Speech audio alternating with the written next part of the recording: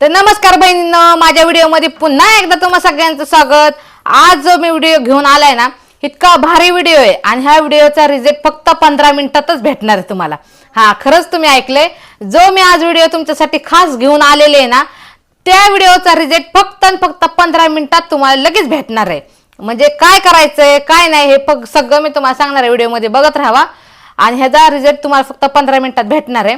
तर तुम्हाला आता माहितीच आहे, आता बरेच बायकांच्या किंवा मुलींच्या मान काय असतात आणि त्या मान काय असणार, तर ज्यांच्या मान काय आहेत ना ते त्यांनाच माहिती असतं फक्त की ती मान कशाने काय असते। त्याला घासा, किती घासलं किती काय झालं तर त्याच्यावरची टॅनिंग, त्याच्यावरचा काळपटपणा मानेवरचा निघत नसतो, कारण की ह्याला पण भरपूर असे कारणं असतात। कोणाकोणाचं कसं असतं, जे आपण डोक्याला तेल लावत असतो ना, कोणचंही तेल आपण डोक्याला लावत असतो, जे डोक्याला तेल लावलेलं असतं ना ते तेल आहे ना, कोणाचं चेहऱ्यावर उतरतं तर कोणाचं मानेवर उतरतं।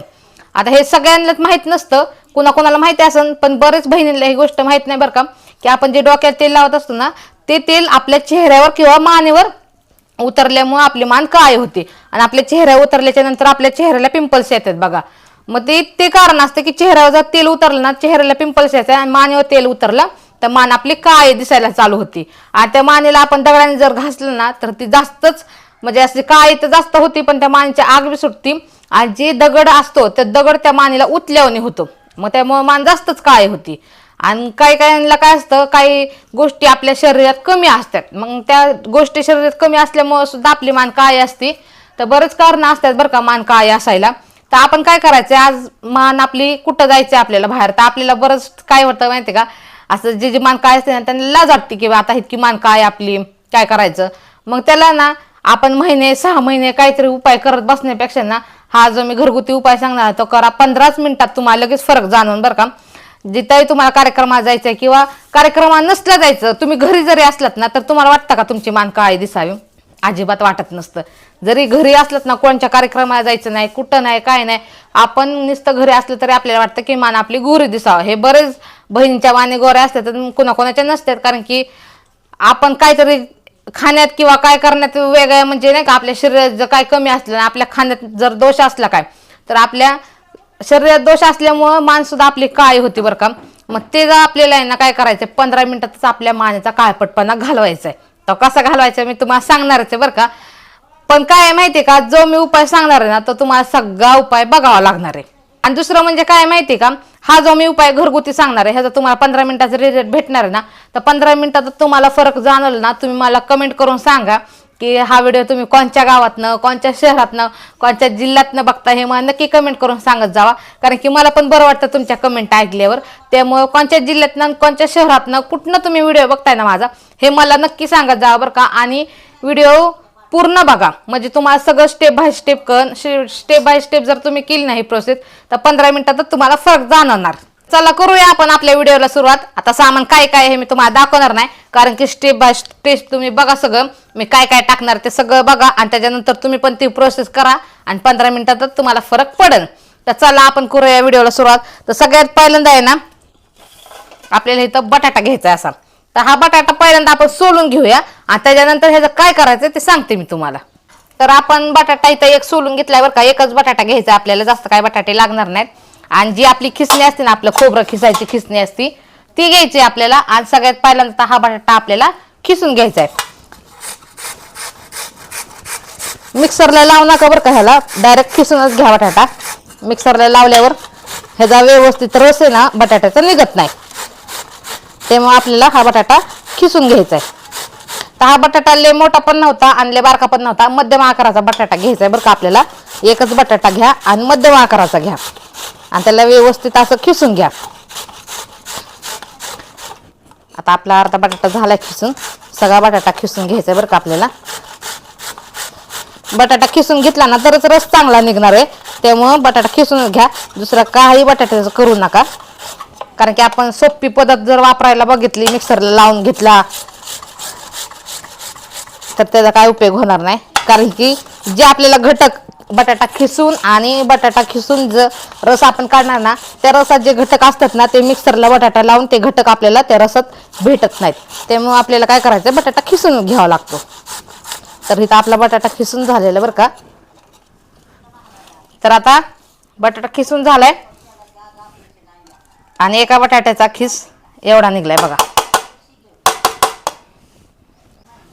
तर आता काय करायचं आपल्याला, जो बटाटा आपण खिसून घेतलेला आहे ना तो आपल्याला चहा गाळणीत टाकायचा आहे, कारण की आपल्याला त्याचा रस काढायचा आहे. रस काढायचा आहे त्यामुळे आपण काय करायचंय, तुम्ही मला दिसत असेल बरं का ताटात पण रस, बटाट्याचा जो खिसलाय ना आपण त्या बटाट्याच्या खिसाचा हा सगळा रस आहे आणि तो आपल्याला चहा गाळणीत काढून घ्यायचा आहे. त्याच्यानंतर काय करायचं आपल्याला माहिती का, हे नुसतं असं जो बटाट्याचा खिस आहे त्याला असं थोडंसं दाबून घ्यायचंय.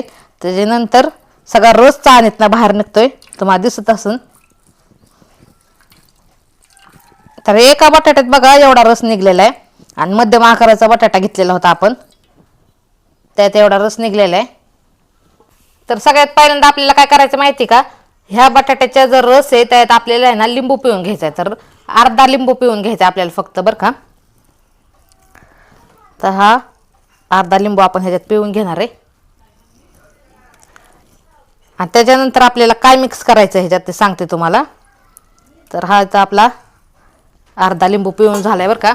अर्धा लिंबाचा रस जो असतो ना, म्हणजे अर्धा लिंबू असतो ना तो बास होतो बरं का, त्यापेक्षा जास्त काय घ्यायची गरज नाही, म्हणजे एक लिंबू लागतच नाही, फक्त आपल्याला अर्धाच लिंबू घ्यायचा इथं. आणि त्याच्यानंतर ना आपल्याला हा खायचा सोडा घ्यायचा आहे. तर तुम्ही बघू शकता बरं का इथं खायचा सोडा मी किती घेतलाय, एकदम थोडा घ्यायचा आहे, चिमूटभर घ्यायचा आहे फक्त आपल्याला खायचा सोडा, जास्त काय टाकायची गरज नाही, फक्त एवढा एक चिमूट आपल्याला खायचा सोडा घ्यायचा आहे, ह्याच्यात टाकायचा आहे. अर्धा चमचा किंवा एक चमचा घेऊ नका, फक्त चिमूटभर घ्या सोडा आणि ह्याच्यात टाका. तर आता ही बघा तुरटी आहे आणि तुरटीचा खडा बघा केवढासा घेतलाय मी, एकदम बारका तुरटीचा खडा घ्यायचा आहे. जे आपण तुरटी वापरत असतो आपल्या नाही का कुरड्या पापड्यांना वापरत असतो बघा. आता उन्हाळे काम चालू झाले त्यामुळे घरात तुरटी असतीच, तर आपल्या घरातली तुरटी फक्त एवढा तुकडा घ्यायचा आहे आणि त्याला डायरेक्ट टाकायचं नाही बरं का, त्याला पावडर करून घ्यायची. तर ह्यात मी पावडर करून घेते त्याची.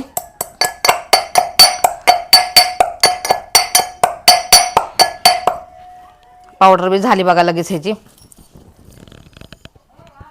तर ही जी पावडर आहे ना अर्धा चमचा एवढी निघालेली बरं का.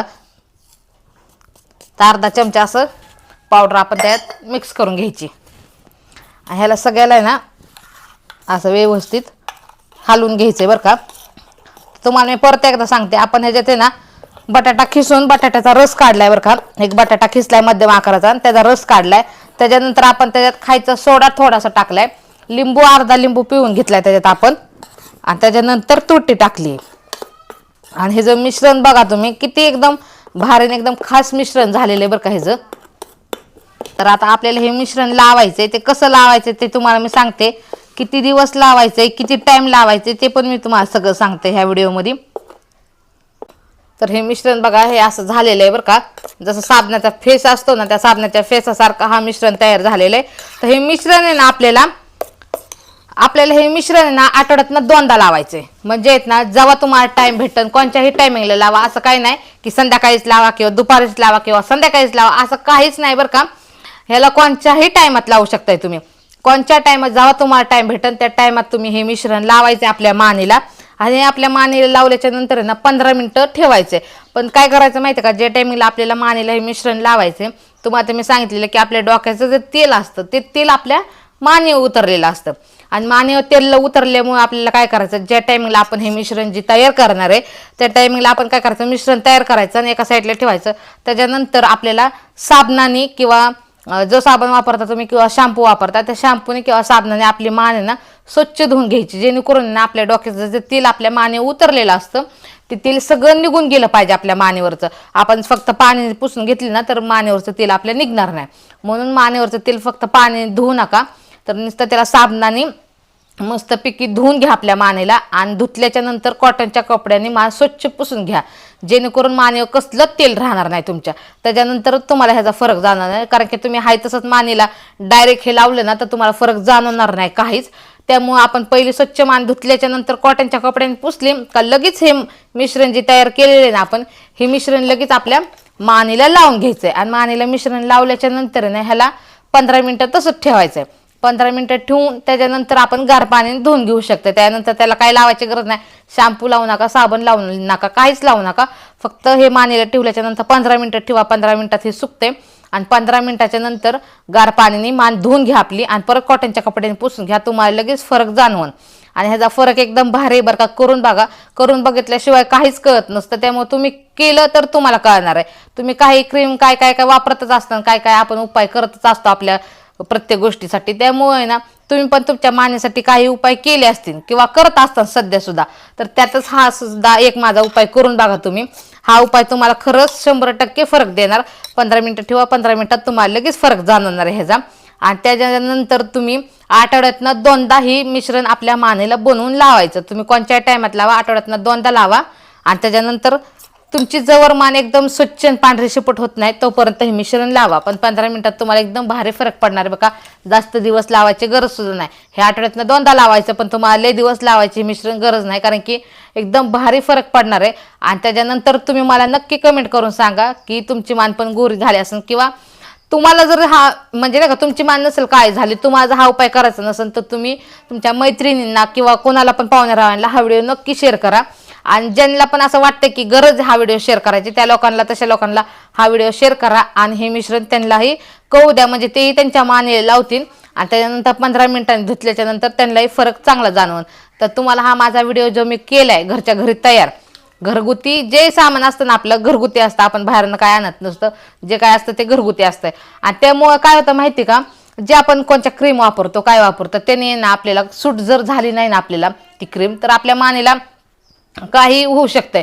तसं ह्या मिश्रणाचं काहीच नाही, कारण की हे जे मिश्रण तयार केलं ना ते सगळं आपण घरगुती गोष्टींनी केलेलं आहे.